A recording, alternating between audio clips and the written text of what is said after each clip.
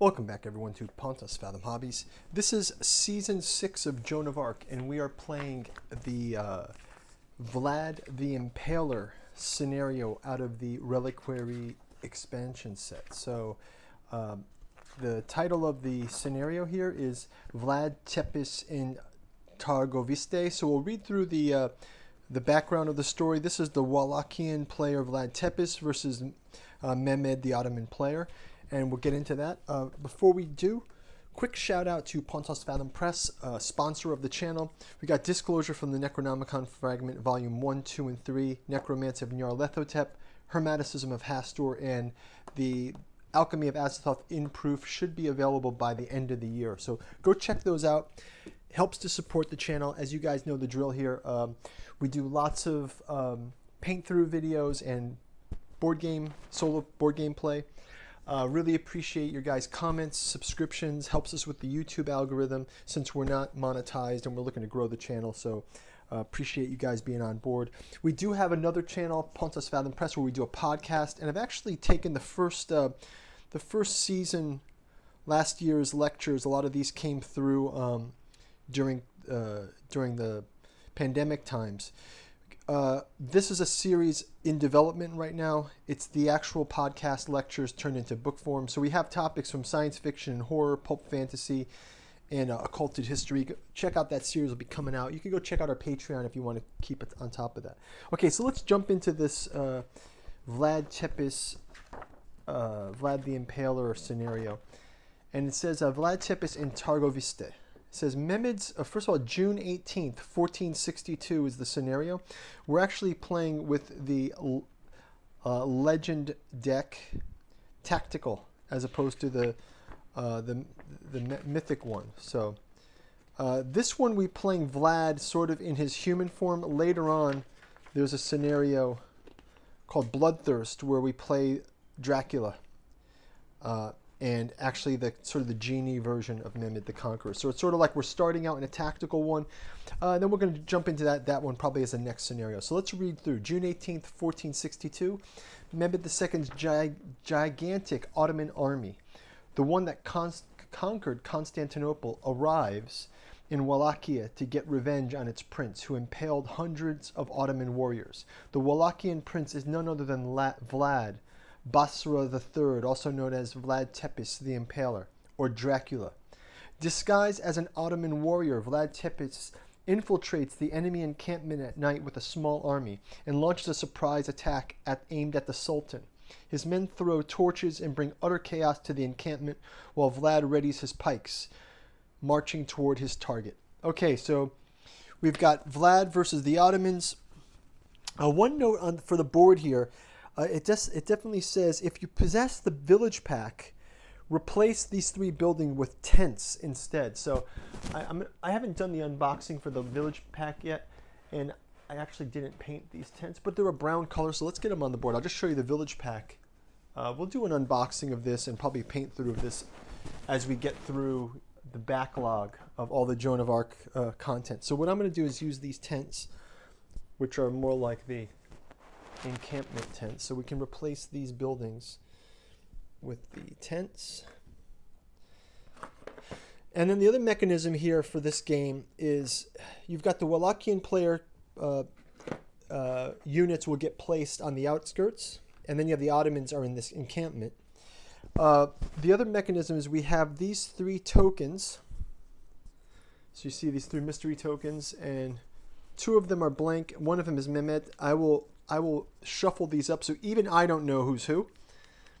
And we'll have Mehmed be hiding in one of these tent encampments. So we're not sure which one he's in.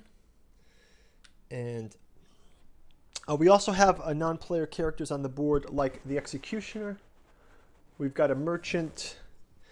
And we've got a farmer, a merchant girl, and the Executioner. And we also have Mehmed himself. I've got a paint through video of all these, and we've got Vlad with his impaling pike. This game is set up for 5 rounds, so we've got the track here on the top, and let's go through the units. So Vlad gets 7 peasant units. So these are his peasant units, and he also has these mounted gentry, and he has 2 mounted bowmen. Mehmed's got the janissaires. Here is an example of them.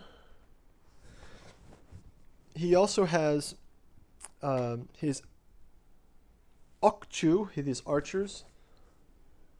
You can see these guys here.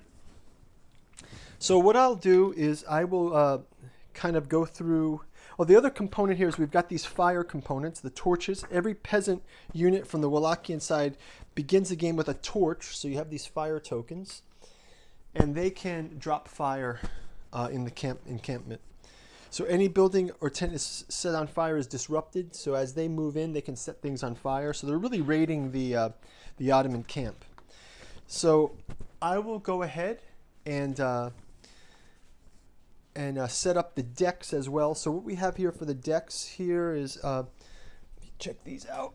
We've got the round deck, has 4 cards with 3 and 1 card with 2. We'll give these a shuffle. These are our 5 rounds that we'll track. The victory condition, it says the Wallachian side wins the game if Mehmed is destroyed. Any other result by the end of the 5th round is an Ottoman victory. And for rewards, we start out with an experience points, 2 experience points each, a reroll signifier. Vlad gets 1 pre-token to start with. So let's place these round cards here. As I mentioned, we're playing with the tactical legend cards. So that's the tactical cards. I'll give these a shuffle. Tactical cards are different than the mythic cards. They tend to be more like the battle cards, things that happen in a normal combat. As you guys know with Joan of Arc, there's really 2 kinds of scenarios. There's a scenario that's more like a historical battle, and then there's ones that take the historical battle and add in mythic components and mythic characters from the time period. So, for example, this Vlad the Impaler in Targovista is mostly a historical battle that'll happen between the Ottomans and Vlad. When we get into Bloodthirst, this becomes a supernatural encounter, and you see that it's using the mythic deck. And that's the one that we'll play into next. So it's almost, if you think of it from a continuity point of view, it's like, let's do a historical battle first of Vlad and disrupting the Ottoman encampment, and then we'll do the Vlad transforms into Dracula. He makes the pact with the demon, and then also to combat the demonic possessed Dracula, you get Mehmed the Conqueror, who's riding on the magic carpet with the giant genie at his disposal. Okay, so that's going to do it for our setup cards. We've got the well set up here. I will move these Wallachian players off to this side of the board where the setup has to happen, and I'll probably do that off screen while between the setup round and turn 1, and then we'll jump right into turn 1. So I'll just read through this. It says, at the beginning of the game, the Ottoman side places the 3 tokens. We did that. The Ottoman player can reveal the Mehmed token anytime. Then the Ottoman player places all their units on the board first. There cannot be more than 2 units in the same area. So we'll basically fill in. I will do that off screen. I will just go ahead and fill in the Wallachian units around the camp. The Ottoman units around the camp. We've got our Ottoman rally point here. And then we'll also do the same for the Wallachian players.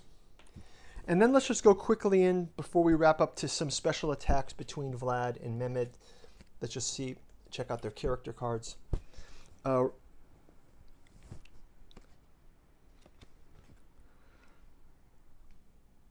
So for Vlad, it says, when attacking, if you roll at least 1 shield, you can move under the attack. And then for Mehmed, it says, once per round, I can use a power token to get a power card.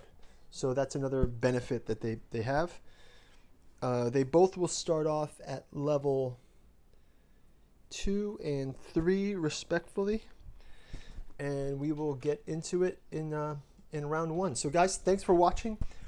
Check out the link to turn 1, season 6, episode 1. We'll start off on turn 1. And as you guys may know, all of our video playlists, all of our video playthroughs have a playlist.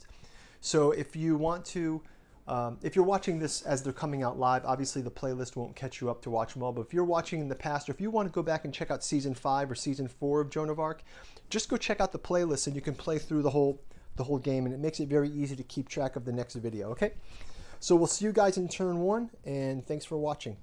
Bye bye.